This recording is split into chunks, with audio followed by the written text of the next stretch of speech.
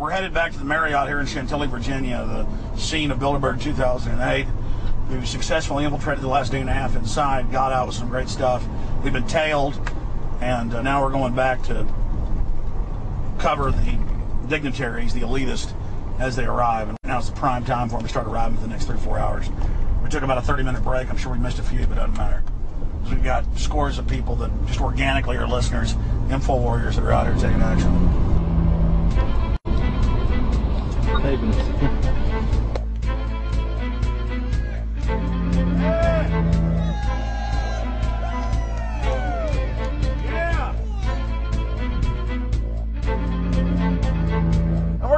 here for the next 3 days while you try to chart the future of our destiny. We're taking our destiny back. You're not our gods or our masters.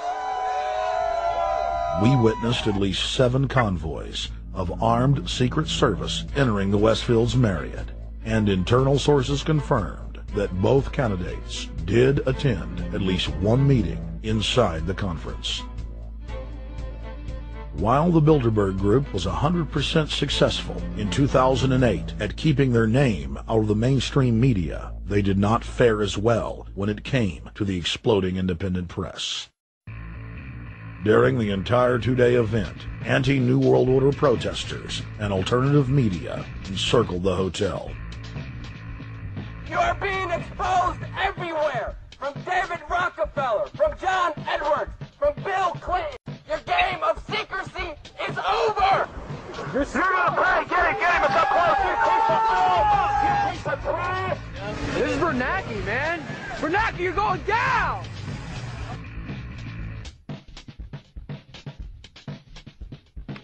Obama, we know you're here, Obama. You cleared your schedule for the next 3 days. We know you're in Virginia. Arch criminals! New World Order scum! We are not your slave scum! Brave Americans came from all over the United States and bullhorned the main conference hall at close range as the global power brokers schemed inside. You are criminals! You control the central bank, you control the currency, and you're turning our beautiful country and world into a nightmare! The global elite are desperate to keep their organizational meetings a secret. They are keenly aware that if the population discovers that policy is being developed covertly by powerful special interests, the people will revolt. It is our duty to expose these criminals. It's a criminal act under federal law for federal officials to have private meetings to discuss world policy with non-federal workers. So everybody from the State Department, Treasury Department, White House, Defense Department, and others who show up, as they always do, they're committing a criminal act simply by being here to attend a secret meeting with officials from other countries to discuss U.S. policy in the world. So literally it's a criminal act. And every newspaper, every broadcaster has a patriotic duty to expose these scum and the evil they project. The election primaries served as a great diversion, while the true future course of the nation was being set behind closed doors. You've got, obviously, the Bilderberger Group, founded by the former Nazi Prince Bernhard of Holland.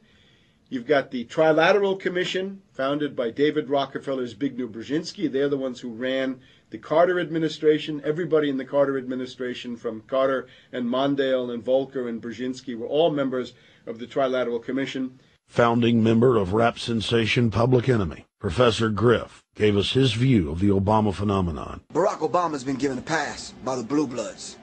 He's been given the okay by certain secret societies for them to let him in. I truly believe imperialism and fascism needs a facelift. And that facelift is going to have to be black. And the reason why I believe that, simply because I think they're trying to go into Africa. Well, they're already in Africa. But they want to totally control all the natural minerals that they're going to need to carry themselves into the 21st, 22nd, and 23rd centuries. You follow me? So I think they have to go through a phase of galvanizing the masses of dark-skinned people. that truly believe that change needs to come, but the change that they're talking about is not necessarily change for the better as far as the masses of the people. It's probably a better change for them. It's not going to change for us, the little man on the totem pole. And no one looks at the agenda. As long as he positions himself right, have the right tie on, have the right smile, repeats the slogans over and over and drives it home, the average American is just going to swallow it hook, line, and sinker. And we don't even know what the agenda is. Writing in his 1964 book, With No Apologies, Senator Barry Goldwater said, "The Trilateral Commission is intended to be the vehicle for multinational consolidation of the commercial and banking interest by seizing control of the political government of the United States. The Trilateral Commission represents a skillful, coordinated effort to seize control and consolidate the four centers of power: political, monetary, intellectual, and ecclesiastical. What the Trilateral Commission intends is to create a worldwide economic power superior to the political governments of the nation-states involved. As managers and creators of the system, they will rule the future." Bilderberg issues executive decisions and prime directives to its subdirectorates for implementation. The Trilateral Commission takes the Bilderberg Group agenda and executes it through regional roundtable groups throughout Europe, Asia, and the Americas. The Council on Foreign Relations serves as the managing roundtable group in the United States sector. The Council on Foreign Relations has dominated every administration since the days of FDR. The way in which they make policy and rule is that they are a polycentric oligarchical system. You have to be a finance oligarch. Remember, this is not a society ruled by generals, not by priests, not by bureaucrats, not by demagogues, none of those, but by bankers. Bankers rule, and the bankers set up these institutions. They set up things modeled on the Royal Institute for International Affairs, Chatham House, and the Milner Round Table of the period right after the Boer War, so even before World War I. You had the British setting up these round tables, institutes with publications and conferences, and this is how they make policy. Upon Obama's inauguration, members of the Bilderberg Group, Trilateral Commission, and CFR flooded into every position of power in the executive branch, replacing Trilateral Commission and CFR members who previously filled the positions during the Bush administration. When you look at the U.S. ruling class, you'd have to say that they're a really pathetic bunch of failures and bunglers. They are a miserable excuse for a ruling class. And that's one of the big problems we have, is you go from Clinton to Bush to Obama. What stays the same is the ruling elite that gives these puppets the orders that they act on. And these orders are wrong-headed, let's say the least. They're basically bankrupt. They're going to lead to the collapse of this civilization. What they're doing is using the existence of the United States as a formerly powerful nation-state to act out their Wall Street fantasies of world domination and maintaining their capital structures and maintaining their system of looting. And this can't be done. So the basic question is, they've hijacked our country and you got to take it back from them. You've got to drive Wall Street out of the government, and at that point you'd have a reasonable chance of getting back to prosperity and some kind of peace and order in international affairs. We had a chance to speak with economist and author George Humphrey.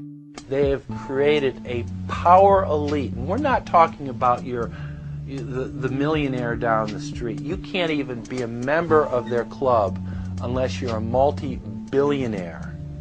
And friends, this is not about rich versus poor.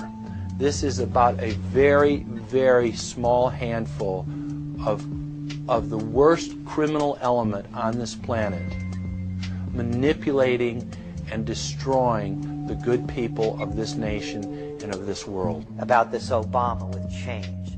Look at the people he's put in to mastermind the economic recovery. Larry Summers. I love it. Every time they talk about Larry Summers, he's always brilliant. He's another brilliant one. He's the one that helped dismantle the Glass-Steagall Act, the banking act that was put in place in the 1930s, so the banks couldn't become the banksters that they become.